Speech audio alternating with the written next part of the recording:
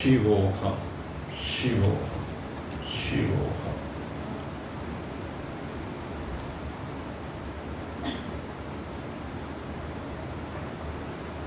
उपस्थित कल्याणेच्छुक कल्याणकामी कल्याण पथ अनुगामी जिज्ञासुवृत्त भगवान श्री कृष्ण की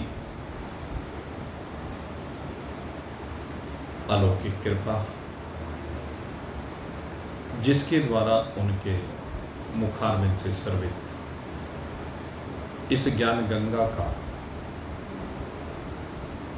दिव्य अमृतमय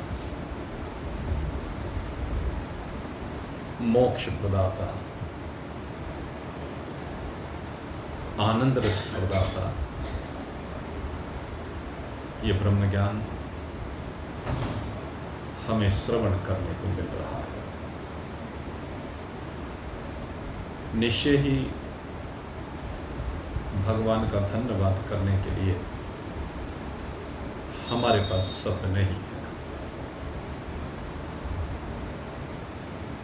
भगवान श्री कृष्ण योगेश्वर है।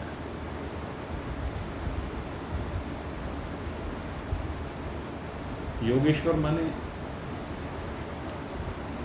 ईश्वर वह है जो योगी भी है। योगी कैसे हैं? कहते जो जुड़े हुए हैं। योगी किसे कहते हैं? जो जुड़ा होता है। संसार में जब हम योगी की बात करते हैं तो जो ईश्वर से जुड़ जाए उसको हम योगी कहते हैं। लेकिन ईश्वर किससे जुड़े? उनको योगी कहा गया। भगवान सदाशिव को भी आदि योगी कहा गया और भगवान श्री कृष्ण को योगेश्वर कहा गया, योगियों का ईश्वर कहा गया। उनसे बड़ा योगी को दूसरा नहीं है। कि तो किससे जुड़े हुए हैं? तो महान पुरुषों ने संकेत किया है कि जो अपने भक्तों से दिल से जुड़ जाते हैं वो योगीश्वर कहलाते हैं। भक्त जब भगवान के प्रेम में सब कुछ को भूल करके बस एक परमात्मा का ही स्मरण करता है तो ऐसे भक्त से भगवान भी जुड़ जाते हैं। और ऐसे भक्त से जब भगवान जुड़ते हैं तो वो योगीश्वर कहलाते हैं।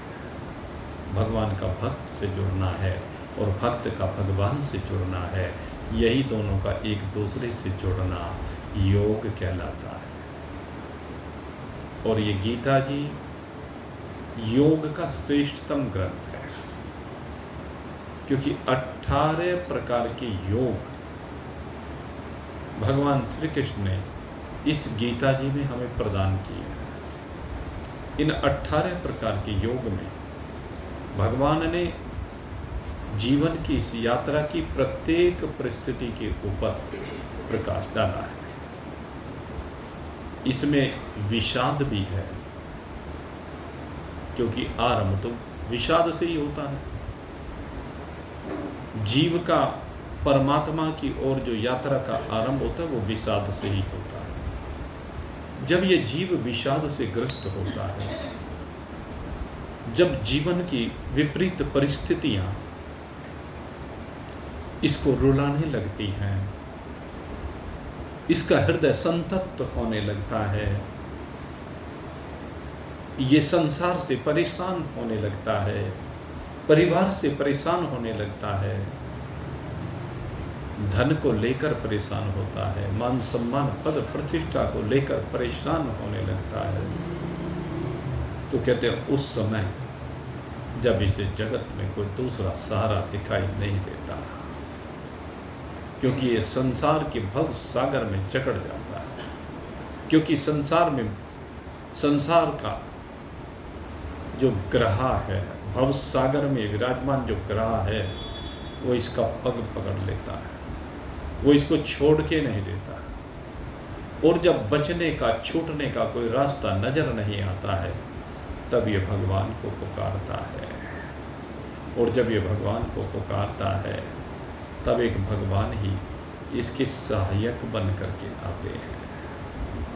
सरोवर में गजग्राह की थी लड़ाई, सरोवर में गजग्राह की थी लड़ाई, नहीं गजराज की शक्ति कुछ काम आई, नहीं गजराज की शक्ति कुछ काम आई, मदद उसने वहाँ पर किसी की न पाई, मदद उसने वहाँ पर किसी की न पाई। हम भी संसार में जब देखते हैं ना कि संसार में हम किसी की भी मदद नहीं मिल रही है, तो यहीं पर होता है विषाद प्रारंभ। और आगे की जो यात्रा है वो विषाद से अमृत की यात्रा है, विषाद से मोक्ष की यात्रा है, विषाद से आनंद की यात्रा है, विषाद से उस पुरुषोत्तम की यात्रा है। सरोवर में गजग्राह की थी लड़ाई, नहीं गजराज की शक्ति कुछ काम आई, मदद उसने वहाँ पर किसी की न पाई, तो उठा सूंड आवाज हरि को लगाई, गरुड़ छोड़ नंगे ही पाँव पधारे, श्री कृष्ण गोविंद मोहन मुरारे, यही नाम हरदम हो मुख में हमारे, श्री कृष्ण गोविंद मोहन। तो ये है हर समय अगर हमें विषाद से बाहर निकलना है, इस विषाद योग से बाहर निकलना है, तो हमें परमात्मा योग में आना पड़ेगा। और परमात्मा योग में कहते हैं जब सारे सहारे जगत के छूट जाते हैं, तब ये उस ओर बढ़ता है मजबूरी में। लेकिन भगवान कहते तो मजबूरी में मत बढ़, इन संसार के संबंधों को, संसार के संबंधियों को पहले ही समझ ले कि क्षणिक है, पहले ही मान ले कि ये स्वप्नवत है, तो इनसे जरा काम चला, इनसे चिपक मत, इनसे जुड़ मत। कहते जुड़ने के लिए अगर कोई है तो वो मैं हूँ, मेरे अलावा कोई दूसरा ऐसा है ही नहीं जिसके साथ जुड़ने से तुझे आनंद मिल जाएगा। इसलिए भगवान कहते हैं सर्वधर्मान परित्यज्य माम एकम शरणं, तो सब कुछ को छोड़ करके मेरी एक की शरण में आ जा। मन मना भव, मेरे जैसे मन वाला बनना है। कैसा है भगवान का मन? चातुर्वर्ण्यम या सृष्टम गुण कर्म विभाग से तस्य कर्तारमपि माम विद्धि अकर्तारमव्यय। भगवान कहते हैं सब संसार की संरचना कहीं से हुई है? कहते हैं मेरे द्वारा हुई है। चातुर्वर्ण्यम म्या सृष्टम, ये सारी मेरी ही सृष्टि है। मैं ही अनेक रूपों में प्रकट हो गया हूँ, 4 वर्णों के रूप में मैं ही प्रकट हो गया हूँ। भगवान कहते हैं ब्राह्मण भी मैं ही हूँ, क्षत्रिय भी मैं ही हूँ, वैश्य भी मैं ही हूँ और शूद्र भी मैं हूँ। और हमारे यहाँ रोज झगड़े होते हैं इन बातों को लेकर के, अहंकार से संयुक्त होते। भगवान तो कहते चारों मैं ही हूँ, मैं ही ब्राह्मण, मैं ही क्षत्रिय, मैं ही वैश्य, मैं ही शूद्र। और संसार रोज इन्हीं को लेकर के झगड़ता है। भगवान ने विभिन्न कर्मों के कारण से ये नाम रख दिए अपने शरीर के अंगों के। अब शरीर के जैसे अंग, आंख से देखने का ही काम तो लिया जाएगा, खाने का थोड़ा ना लिया जाएगा। कान से सुनने का काम लिया जाएगा, देखने का काम नहीं लिया जाएगा। त्वचा से छूने का काम लिया जाएगा, खाने का काम नहीं लिया जाएगा। मुख से ही खाया जाएगा। शरीर के विभिन्न अंग हैं, सबके अपने अपने कार्य हैं और कर्म के अनुसार ही यहाँ पर गति है। कर्म प्रधान विश्व कर राखा, जो जस करहि सो तस फल चाखा।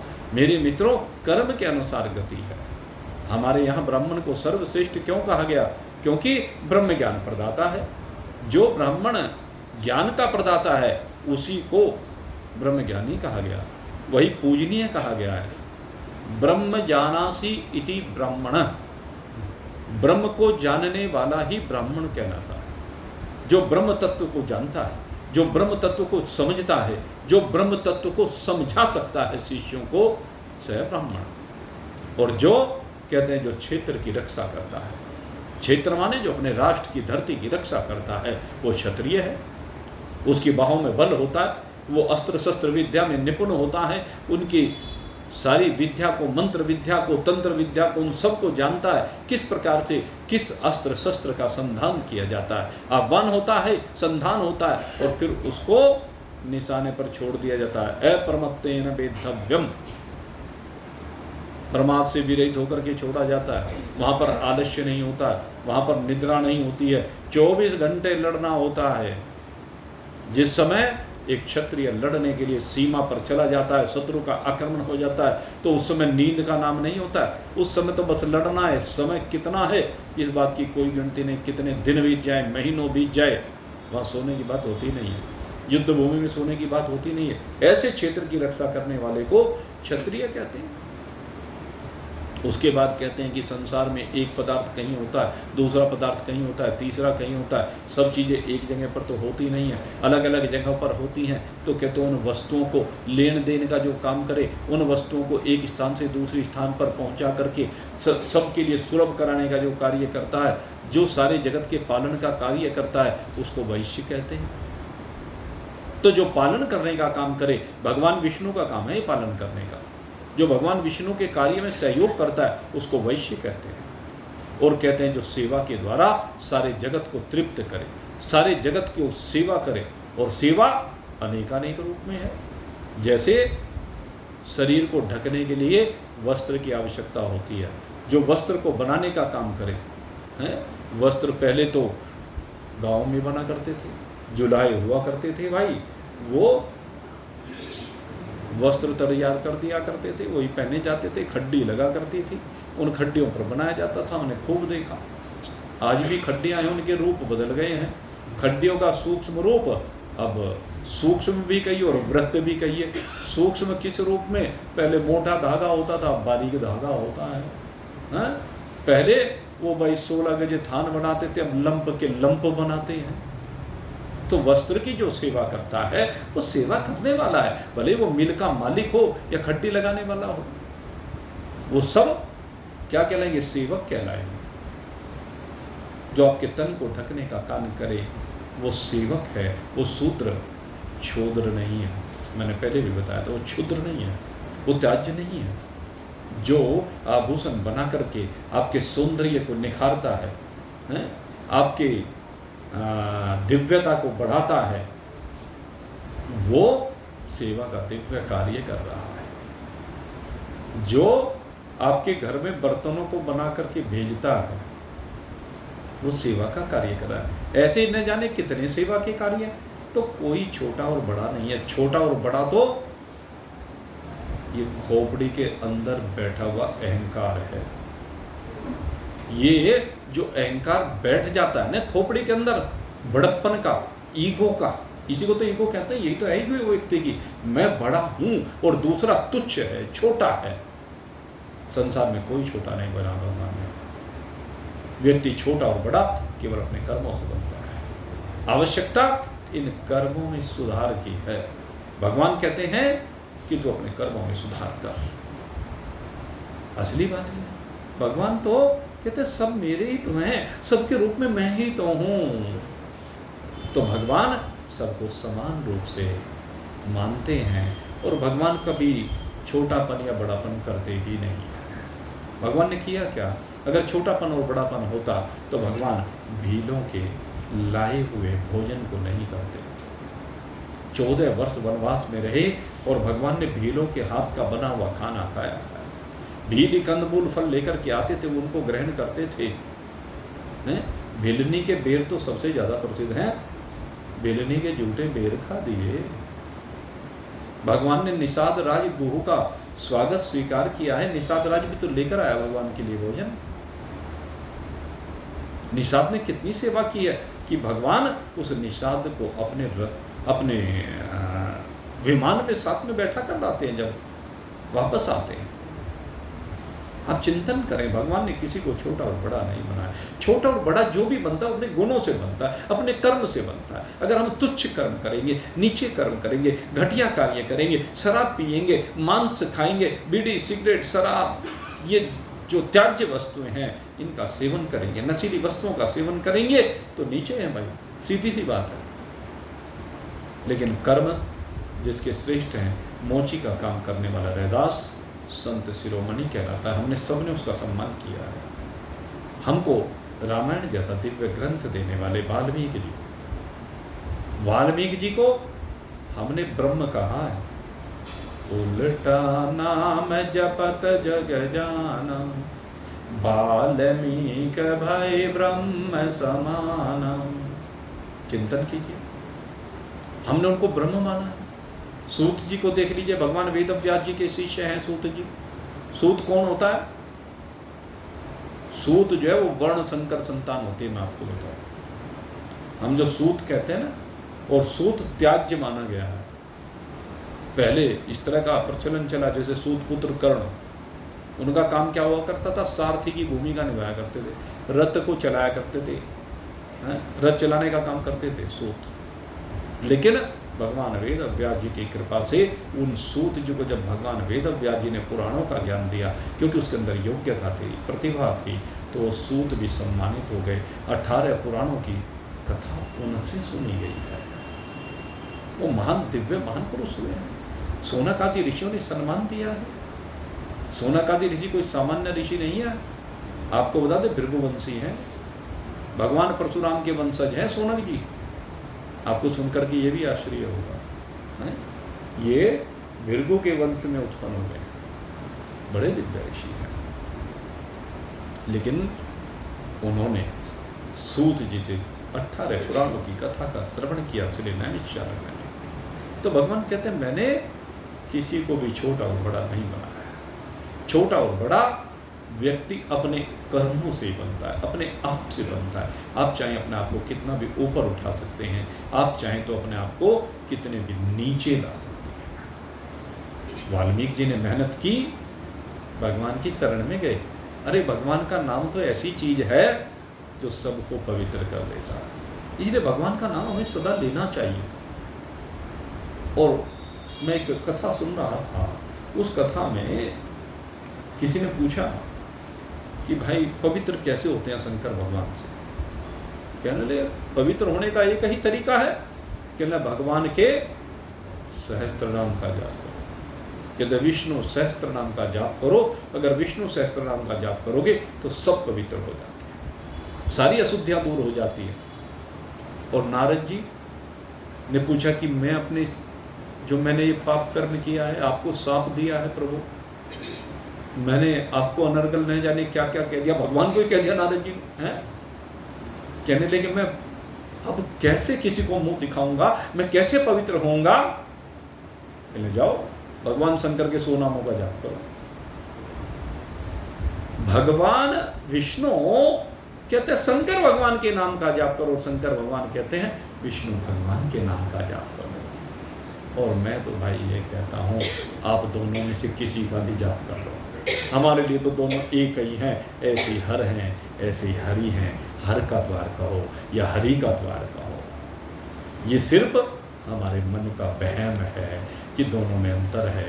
अरे दोनों में अगर अंतर होता तो भगवान नारायण जब इस मृत्यु लोक में वैकुंठ से आए तो शंकर भगवान अपनी झोंपड़ी छोड़ करके दूसरी जगह ना चले जाते। भगवान सदाशिव भगवान विष्णु को अपना आवास देते हैं बद्रिकाश्रम। ये जो बद्रिकाश्रम है ये भगवान शंकर का आवास स्थल है। भगवान शंकर और माँ पार्वती कुटिया बना करके वहाँ रह रहे हैं। लेकिन ये बालक रूप में जब भगवान आए हैं तो भगवान के लिए भगवान शंकर ने कहने लगे कोई बात नहीं, मैं तो लंका भी दे आया भाई, अब इस कुटिया की तो बात ही क्या है, जहाँ सारा सोना ही सोना था वही छोड़ आया मैं तो। विशर्वा ऋषि के मांगने पर प्रभु आज तो आप आए हैं, लो अपने आप जा करके वहां से केदारेश्वर चले गए, बराबर में ही पहाड़ है, वहां चले। तो दोनों में कोई अंतर नहीं है, जहां समस्त भेद वृत्तियां निवृत्त हो जाती है। वेदांत करता क्या? वेदांत यही तो करता है, वेदांत का ज्ञान करता ही यही है। कहते 5 प्रकार की भेद भ्रांति होती है, इन 5 प्रकार की भेद भ्रांति को जीवन से बाहर निकालना यही वेदांत का कार्य है। और जब ये 5 प्रकार की भेद भ्रांति हमारी निवृत्त हो जाती है तो ब्रह्म ज्ञान हो जाता है। 5 प्रकार की भेद भ्रांति क्या है? कहते सबसे पहली भ्रांति कही जगत के पदार्थों का आपस में भेद है। जगत में जो पदार्थ हैं उनका आपस में भेद। जगत के पदार्थों में कैसा भेद है? ये चश्मा है, ये मोबाइल है, ये माइक है, अलग अलग है, सब दिखाई देते हैं, लेकिन भगवान कहते हैं जब इस भेद की सीमा से आप बाहर निकले, इसमें चश्मा मत देखो, इसमें मोबाइल मत देखो, इसको माइक नहीं देखो, क्या देखो, ये 5 भूतों की मिट्टी देखो। ये क्या है? पंचभूतात्मकम विश्वम। ये सारा का सारा विश्व क्या है? कहते हैं केवल पंचभूत मात्र है, आकाश वायु अग्नि जल पृथ्वी से अलावा इसमें कुछ है ही नहीं। इन सब का अस्तित्व एक ही यही है, ये सब आखिर में यही रह जाने वाले हैं। अच्छा बताओ, इससे अलग कहीं से बना है ये? कोई भी जो यंत्र हैं, कोई भी अस्त्र शस्त्र है, कोई भी आपके घर में आने वाले पदार्थ काम में जो भी आते हैं, वो बता दीजिए 5 भूतों से अलग कुछ हो तो? 5 भूत से अलग कुछ है ही नहीं। जब ये 5 भूत से अलग कुछ नहीं है तो जगत के पदार्थों का भेद इसी प्रकार से दूर होता है। दूसरे कहते हैं जगत में जो जितने जीव हैं, जीवों का परस्पर भेद। दूसरी भ्रांति क्या है? जीवों का परस्पर भेद। अब जीवों के भेद को देखा जाता है, कैसे देखा जाता है? पहले तो हम मनुष्य का भेद देखते हैं। देख लो सबको, क्या देख लो? सबकी चमड़ी अलग रंग की दिखाई देगी, सबकी चमड़ी की कोमलता कठोरता आदि भिन्न प्रकार की होगी, सबके सिर के बाल भिन्न प्रकार के होंगे, सबके चेहरे मोहरे भिन्न प्रकार के होंगे, सबकी चाल ढाल भिन्न प्रकार की होगी, सबकी बोली भिन्न प्रकार की होगी, सबकी स्ट्रक्चर भिन्न प्रकार की होगी। कहने लगे इनको मत देखो, इसमें भी क्या देखो? पंचभूतात्मकम शरीरम। ये सारे के सारे शरीर क्या है? पंचभूत हैं। ये पंचभूत से अलग किसी का शरीर है क्या? सबके शरीर ने 5 भूतों से हैं। अरे इनका सार देखो, शरीर सारे ही 5 भूतों से बने हुए।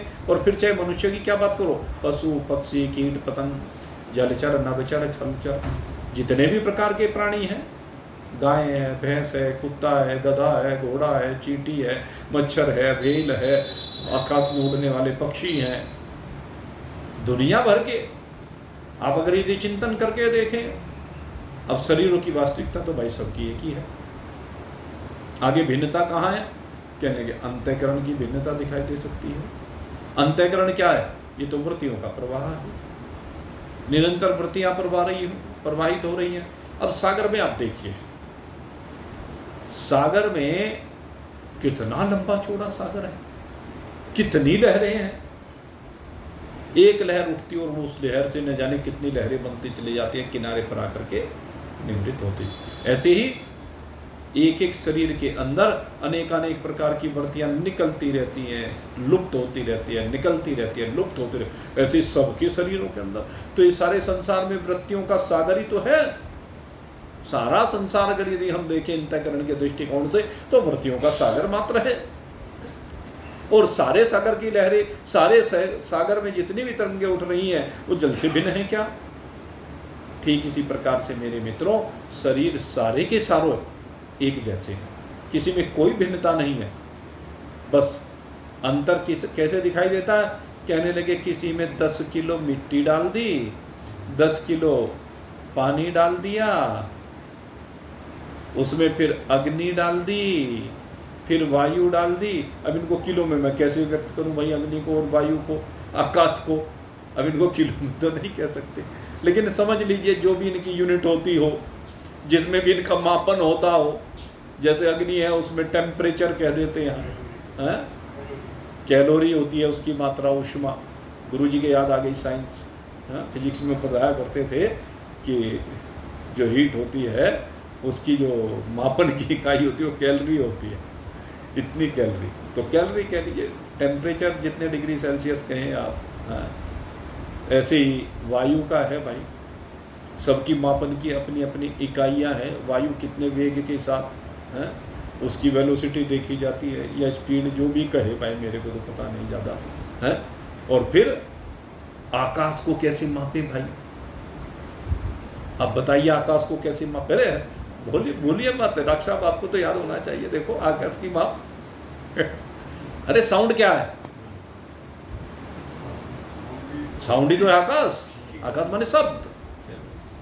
फिजिक्स जो हमारी है वो सारी यही तो है, साउंड है, एयर है, इधर ये क्या नाम, हीट है, लाइट है, वाटर है और अर्थ है, ये सारी की सारी यही तो है। तो साउंड को भी तो हम मापते हैं, वो क्या डेसिबल क्या बोलते थे, अरे गुरुजी बताएंगे, गुरुजी को पता, वो उसको कौन सी उसकी मापन की इकाई, वाइब्रेशन तो होता हर्ट्ज, हर्ट्ज, हर्ट्ज में मापते हैं, देखो। हाँ, तो अब उसको भाई हर्ट्ज में माप लीजिए। अब उसको कैसे माप लीजिए, जैसे मैंने कह दिया एक में 10 किलो मिट्टी है, एक में 9.5 किलो मिट्टी है। अब 10 किलो मिट्टी और 9.5 किलो मिट्टी, आप घर में जैसे पकौड़ी बनाने का, जैसे आजकल बरसात का मौसम चल रहा है तो बहुत लोगों को पकौड़ियों का शौक होता है। अब 10 महिलाएं मिलकर के अलग अलग वो बनाएं पकौड़ियाँ, सबको आलू भी मिले, गोभी भी मिले, पनीर भी मिले, बेसन भी मिले, नमक भी मिले, मिर्च भी मिले, हाँ, और वो एक ही उसमें से मिले, एक ही खेत का आलू हो, हाँ, एक ही तरह की दाल का पिसा हुआ बेसन हो, नमक मिर्च भी एक ही जगह का हो, सब चीज़ एक जगह की हो। लेकिन अगर यदि वो 10 कढ़ाइयों में बनाएंगी, मैं गारंटी के साथ कहता हूँ 10 के 10 की अलग अलग बनेंगी। बस यही तो है शरीर। शरीर बिल्कुल यही है, एक ही हलवाई। एक बार जब तलता है तो कुछ और रंग होता है, दूसरी बार तलता है तो और रंग होता है, तीसरी बार तलता है तो कुछ और रंग होता है। क्यों उत्तम जी, जब आप पूरियां उतारते हैं, छोले भटूरे बनाते हैं, छोलों का रंग रोज एक होता है क्या? जितनी पूरियां उतारते हैं, कोई भी 2 पूरियां एक रंग की होती हैं क्या? क्यों नहीं होती? उसके पीछे रीजन यही है, किसी में घी की मात्रा कम हो जाती है, किसी में अग्नि की मात्रा कम अधिक हो जाती है। अग्नि की मात्रा कम और अधिक हो जाने के कारण से उनकी जो पकावट है उसमें फर्क आ जाता है। ऐसे शरीर है भाई, भगवान ने जब मिट्टी लेकर के शरीर बनाए तो मिट्टी की मात्रा, जल की मात्रा, अग्नि, वायु, ध्वनि की मात्रा ये थोड़ी थोड़ी कम बढ़ती हो गई, इसलिए शरीरों की भिन्नता दिखाई देती है। लेकिन है तो यही, इनसे अलग क्या है? तो कहते हैं जीवों में भी कोई भेद नहीं है, सबके शरीर एक जैसी मिट्टी से बने हुए हैं। तो ये दूसरी प्रकार का भेद है। जब आप पंचभूतात्मक दृष्टि लेकर के चलते हैं तो ये जीवों का परस्पर भेद समाप्त हो जाता है। तीसरे कहा अब जीव और जगत का भेद। अब ये तो हमने सिद्ध कर ही लिया, जगत के सारे पदार्थ भी 5 भूतों से बने और जीवों के सारे शरीर भी 5 भूतों से बने। तो यहाँ भेद भी ये भी समाप्त हो जाता है। जैसे सोने में और अंगूठी में कोई अंतर नहीं है, सोने में और हार में कोई अंतर है क्या? सोने में और कंगन में कोई अंतर है क्या? बस ऐसे ही तरह तरह के आभूषण ही तो हैं सारे। ये जितने भी शरीर हैं सब आभूषण हैं। जैसे लोहे से बने हुए अनेक प्रकार के अस्त्र शस्त्र हैं, देखने में सारे अलग अलग लगते हैं लेकिन है तो लोहा ही भाई। सागर की सारी लहरें हैं तो पानी ही भाई। कुम्हार के द्वारा बनाए हुए जितने भी बर्तन हैं तो सारे मिट्टी ही भाई।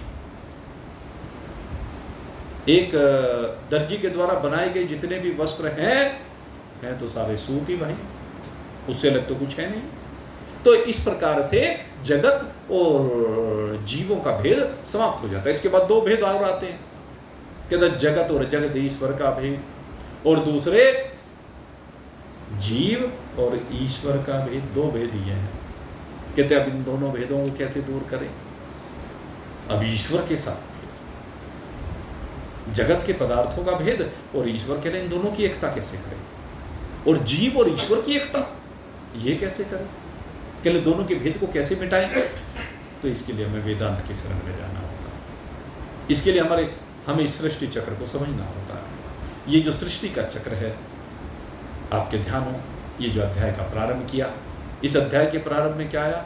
ऊर्ध्वमूलमदय साकम अश्वत्थम प्राहुरव्ययम छंदांसि यस्य पर्णानि यस्तम वेद स वेदवित्। यहाँ से हमने इस अध्याय का प्रारंभ किया था। और उसके बाद आपके ध्यान होगा अधश्च ऊर्ध्वम परसृतास तस्य शाखा गुण प्रवृद्धा गुण परवृद्धा। इसको पकड़ लीजिए। कहते जब भगवान से संसार की रचना हुई, जो सारे संसार का मूल परमात्मा है, उस परमात्मा से जब इस संसार की रचना हुई तो गुण प्रवृद्धा, गुणों के द्वारा वृद्धि को प्राप्त हुआ ये संसार। गुणों के द्वारा ही संसार भिन्न प्रकार का बनना प्रारंभ हुआ। नहीं तो एक परमात्मा ही है, निर्गुण रूप से परमात्मा है। निर्गुण ही सगुण रूप में बनता है तो भी वो परमात्मा ही है, लेकिन वो सगुण परमात्मा, उसकी जो त्रिगुणात्मक प्रकृति है, सतोगुणी रजोगुणी तमोगुणी प्रकृति, उनके साथ जब वो संयुक्त होता है, कहते वहां पर भेद बनना शुरू होता है। क्योंकि प्रकृति तीन प्रकार की बट गई, यहीं पर गड़बड़ हो गई। एक सतोगुणी, एक रजोगुणी, एक तमोगुणी। भेद यहाँ है भाई, ये समझ लेना। सतोगुण रजोगुण तमोगुण का भेद है, मूल प्रकृति में इनका भी भेद नहीं है। लेकिन जब विक्षोभ को प्राप्त होती है प्रकृति, तो इन तीनों का भेद दिखाई देता है। परमात्मा सतोगुण से जुड़ता है तो दैविक शक्तियां हमारे यहाँ प्रकट हो जाती हैं। रजोगुण से जुड़ता है तो जीवों का प्रकटन हो जाता है, और तमोगुण से जुड़ता है तो जगत का प्रकटन हो जाता है। तमोगुण से ही सारे संसार का निर्माण हुआ है। तम प्रधान प्रकृति के साथ जब परमात्मा संयुक्त होता है तो उससे ही आकाश का प्रकटन होता है। आकाश में वायु, वायु में अग्नि, अग्नि में जल, जल में पृथ्वी, और फिर कर्म से इनके पांचों गुण। आकाश का गुण शब्द है, वायु का गुण स्पर्श है, अग्नि का गुण रूप है, जल का गुण रस है, पृथ्वी का गुण गंध है। तो इस प्रकार से इन सब का प्रकटन हो जाता है। ये जड़ दिखाई देते हैं, लेकिन इन जड़ से बने हुए शरीरों में जब जीव का प्रकटन हो जाता है तो वही चैतन्य से दिखने लगते हैं। और उनमें जब सात्विक शक्तियों का पदार्पण हो जाता है तो देव दिखने लगते हैं। और कहते हैं जिससे देवों का निर्माण हुआ है वो ईश्वर है। लेकिन मूल रूप से भेद कहां से दिखाई दिया? सतोगुण रजोगुण तमोगुण के कारण से जीव और ईश्वर का भेद दिखाई देता है। जगत के पदार्थों का और ईश्वर का भेद दिखाई देता है। लेकिन मूल प्रकृति के दृष्टिकोण से अगर यदि देखें, शुद्ध चेतन ब्रह्म के दृष्टिकोण से अगर देखें तो भेद नाम की कोई चीज नहीं है। उनकी दृष्टि में सतोगुण भी वही है, रजोगुण भी वही है और तमोगुण भी वही है। जब सतोगुण रजोगुण तमोगुण तीनों को एक करके देखा जाता है, साम्यावस्था में इसको प्रकृति को कहा गया है, तो उस समय कोई भी भेद रहता नहीं है। और जब भेद निवट जाता है तो फिर ईश्वर, फिर जीव और फिर जगत, तीनों की निवृत्ति हो जाती है। और तीनों की निवृत्ति होकर के सगुण संसार की निवृत्ति हो जाती है। और सगुण संसार की निवृत्ति होकर के एक निर्गुण शुद्ध सच्चिदानंद घन ब्रह्म के अतिरिक्त कुछ रहता ही नहीं है। तो इसमें से जो ये विरोधी भाव है, इसको हटाने की आवश्यकता है। विरोधी भाव क्या है? सतोगुण रजोगुण तमोगुण। सतोगुण को माया कहा गया है, मलिन सतोगुण यानी रजोगुण की जहाँ पर अधिकता है उसको अविद्या कहा गया है, और तमोगुण तम प्रधान प्रकृति कहा गया है। भेद रूप से तीनों अलग अलग दिखाई देते हैं, लेकिन वास्तव में तीनों एक ही हैं भाई। और जब तीनों एक हो जाते हैं तो सारे भेद समाप्त हो जाते हैं। यहीं पर जीव और ईश्वर की एकता होकर के दोनों में एक ही भाव होता है, अहम ब्रह्मास्मि। और यही वास्तविक योग है।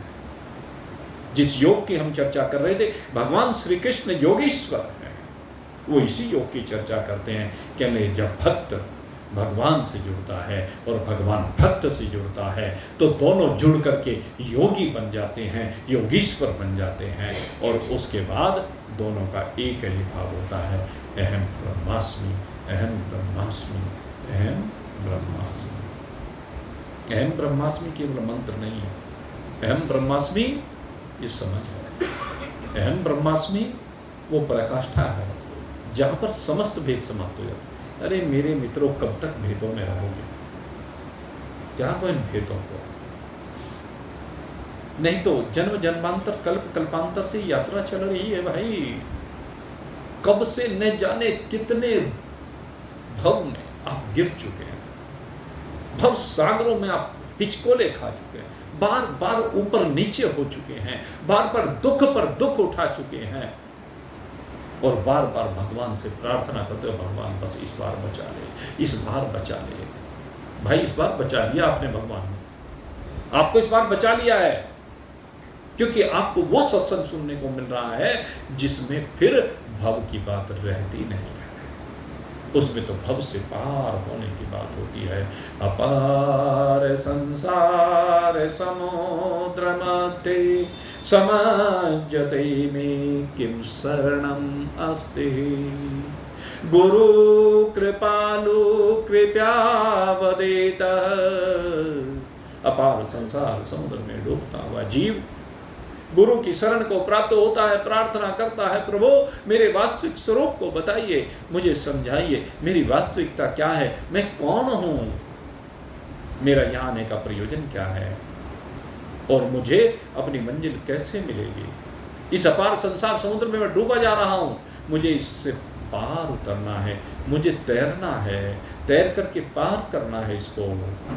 और एक ही सूत्र भगवान की शरण को बताते हैं, कहते हैं विश्वेश पादाम्बुज दीर्घ नौका।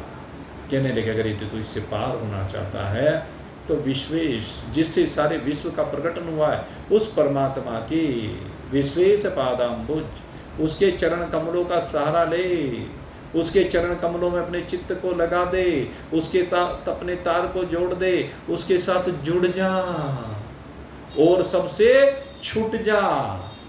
जब तक और सबको नहीं छोड़ेगा तब तक उससे जुड़ नहीं सकता।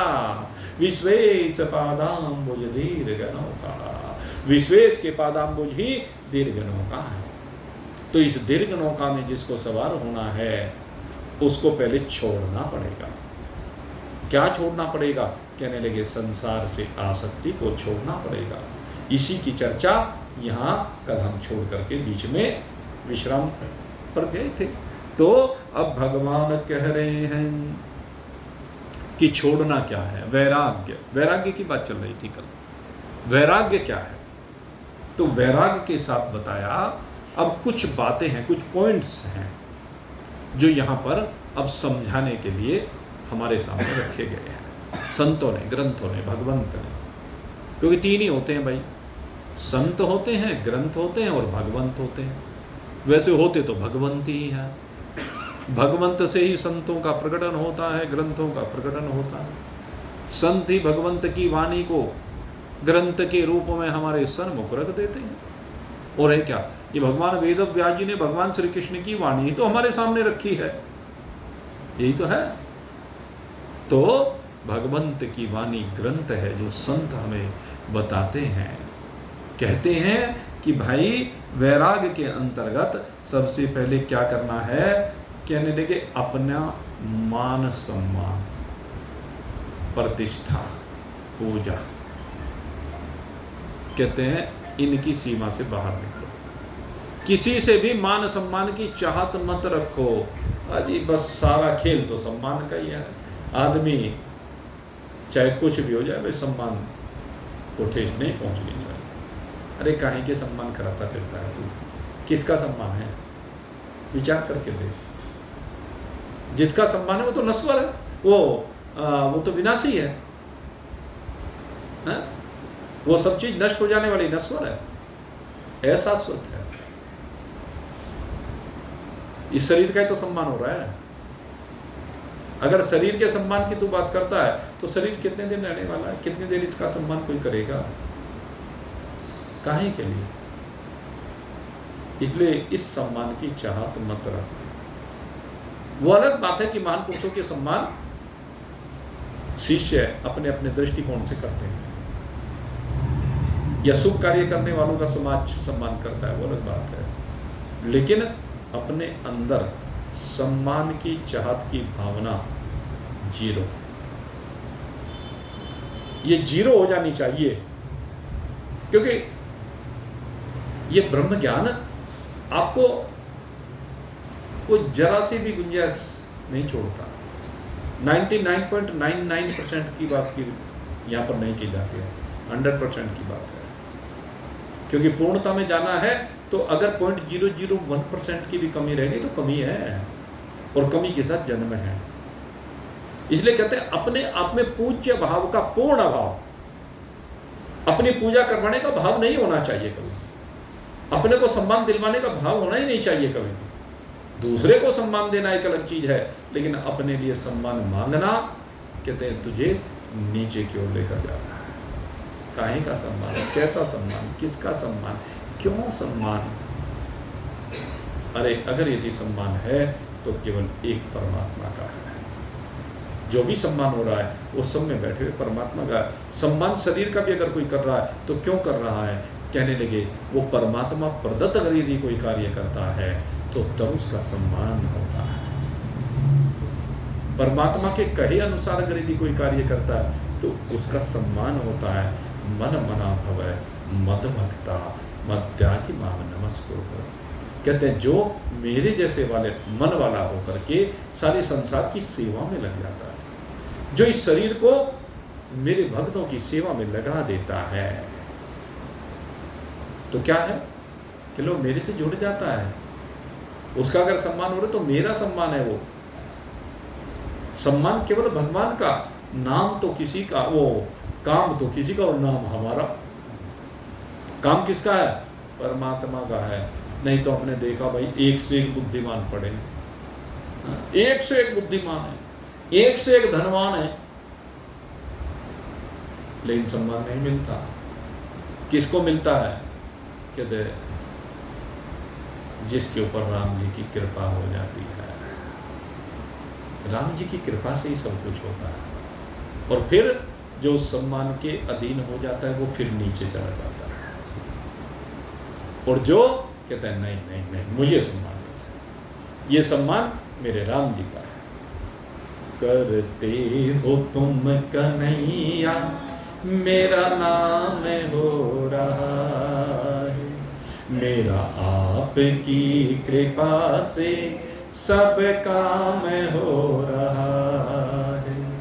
करते हो तुम कन्हैया मेरा नाम हो रहा है। बस यही बात है कि करते हो तुम कन्हैया, नाम मेरा होता है। करने वाला वो है, पतवार के बिना ही मेरी नाव चल रही है, पतवार के बिना ही मेरी नाव चल रही है।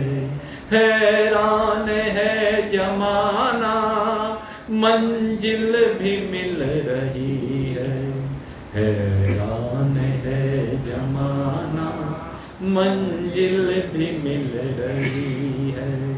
करता नहीं मैं कुछ भी सब काम हो रहा है, मेरा आपकी कृपा से सब काम। कहते करता नहीं मैं कुछ भी, स्पष्ट कहते हैं। भक्त तो इसे कहते हैं, वैरागी तो इसे कहते हैं, जिसका कहीं राग नहीं है। कहते करता नहीं मैं कुछ भी। इन हाथों में बैठ करके भगवान ही करने वाला है, इन आंखों में बैठ करके भगवान ही देखने वाला, इन कानों में बैठ करके भगवान ही सुनने वाला। ये व्रती हो, जो भी शुभ कार्य है शरीर के माध्यम से वो भगवान ने कराया है। ये तू अहंकार क्यों पालता है? तो अपने में पूज्यता का अभाव, अपने में सम्मान का अभाव, अपने में प्रतिष्ठा का अभाव, इसलिए कोई चाहत ना हो। ये वैराग्य का पहला लक्षण यहाँ पर बताया है, मान प्रतिष्ठा इत्यादि। राशि जी में एक बार एक कोई राजा गया और पंडित उसने हाथी घोड़े सब चीज दी और उससे बोले हो कि इतना दान कभी नहीं मिला होगा, इससे बड़ा दान ही नहीं आया हो। उसने कभी अपनी जेब में से 1 रुपया निकाला और उस पर रख के दूसरे पंडित को दान हाथ किया। जवाब मिल गए। 1 रुपया रखते ही उससे बड़ा दानी बन गया। 1 रुपया, लेकिन वहां पर कोई अहंकार नहीं है, उसकी कोई चाहत नहीं है, वो है निर्वासनिक मन। इतना सब कुछ आने पर भी कोई प्रलोभन नहीं है, कोई धन उसको बांध नहीं पाया है। तो यही बात वैराग्य के लक्षणों में आती है। कहते हैं एक बात और कही, कहते एक नाम में ममता होती है, मेरा नाम। और नाम कहते जीते जी नहीं, मतलब मरने के बाद भी चाहता है कि मरने के बाद मेरी मूर्ति बना करके लगाई जाए, मेरे नाम के पत्थर लगाए जाएं, फलाना ऐसा हुआ, फलाना ऐसा हुआ, स्मारक बनाए जाएं।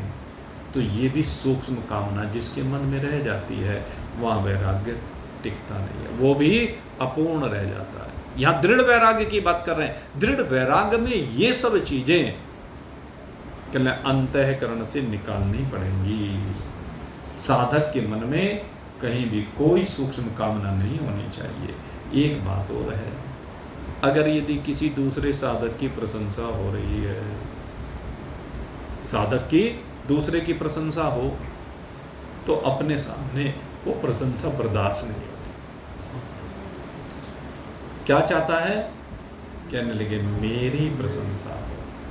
हाँ? इसीलिए वो कहा ना, कंचन तजना सहज है, सहज त्रिया काने, पर मान बड़ाई ईर्ष्या दुर्लभ तजनाए। इनका है असली त्याग करना। जो इनका त्याग कर देता है वो दृढ़ वैराग्य से संयुक्त होता है। कहते हैं जब दूसरे की प्रशंसा होती है तो ईर्ष्या का भाव जागृत होता है। ये नहीं होना चाहिए। तो मेरे मित्रों, धन के प्रति, सम्मान के प्रति सजग रहें, इनकी सीमा से बाहर निकलें, इस शरीर की ममता की सीमा से बाहर निकलें। एक कामना रह जाती है शरीर, कहते एक और यहाँ पर वो दी बात, बहुत सुंदर बात है। कहते मन में ये भाव भी नहीं होना चाहिए कि इस शरीर से निकलने के बाद इस शरीर का क्या। कोई कहेगा जी, हाँ?